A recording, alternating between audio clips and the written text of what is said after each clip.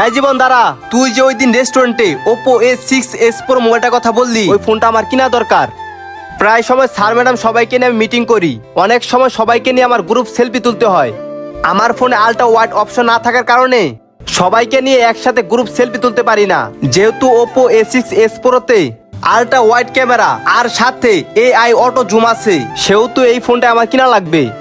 আরে কাকা, Oppo A6s Pro তে শুধু আলট্রা ওয়াইড না, 50 megapixel ultra wide selfie camera সাথে AI অটো জুম আছে। চলো আজকে Oppo A6s Pro সাথে গিয়ে কিনে দিব, চলো এখনই চল। ও শিট, মাত্র 300 ভোটের জন্য আমি নির্বাচনে হেরে গেলাম। বস শান্ত হন। শান্ত? আমি কিভাবে শান্ত হই? আমি যে দুর্নীতি করে সম্পদের পাহাড় গড়ছি, এখন আমার একটাই ভয়, দুর্নীতি দমন কমিশন থেকে আমার সব সম্পদ বাজেয়াপ্ত করে ফেলে কিনা। বস এইসব লয় কোনো চিন্তা করেন না, দেখবেন সবকিছু ঠিক হয়ে যাব। চলেন আমরা বাইরে যা ঘুরে আসি, আপনার মনটা ফ্রেশ হইব। ওহ চলো। চেয়ারম্যান সাহেব দাঁড়ান, আপনার বিরুদ্ধে দুদক থেকে মামলা করা হয়েছে। আপনার যত অবৈধ সম্পত্তি আছে সব সরকার থেকে বাজেয়াপ্ত করা হয়েছে। 2 দিনের ভিতরে বাড়ি খালি করে দিবেন। আয় অফিসার চলো।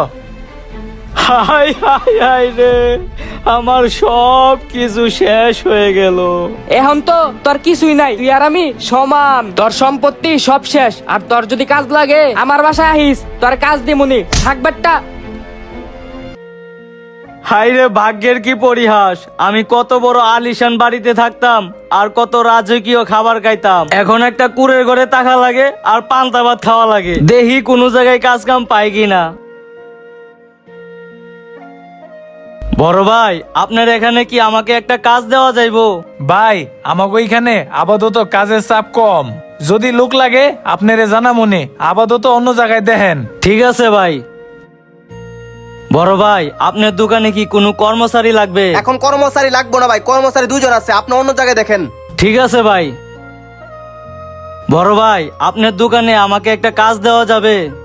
আরে চেয়ারম্যান সাহেব যে, তা আপনার এই অবস্থা? হরে জীবন, চেয়ারম্যানে যাওয়ার পর আমি একবারে নিঃস্ব হয়ে গেছি, সরকার থেকে আমার সব সম্পদ বাজেয়াপ্ত করে ফেলছে। কাসেম সাহেব শুনেন, একটা কথা বলি, জাকাত হচ্ছে সম্পদের ঢাল স্বরূপ। আল্লাহ তাআলা আপনাকে সম্পত্তি দিছে, সেই সম্পত্তি থেকে কিছু অংশ গরিব দুঃখীদের আল্লাহর রাস্তে দান করবেন। সেখানেও আপনি কৃপণতা করেন, এর জন্যই আল্লাহ তাআলা আপনার সবকিছু কেড়ে নিছে। সবই বুঝলাম জীবন, কিন্তু এই ভিক্ষুকটা এত বড় দোকানের মালিক কিভাবে হইলো?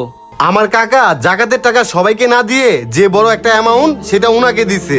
এই রতন ভাই সেই টাকা কাজে লাগিয়ে একটা ব্যবসা দিছে। আলহামদুলিল্লাহ ওনার পজিশন এখন অনেক ভালো, সামনের বছরে দেখবেন উনিই জাকাত দিছে। ভাই শোনেন,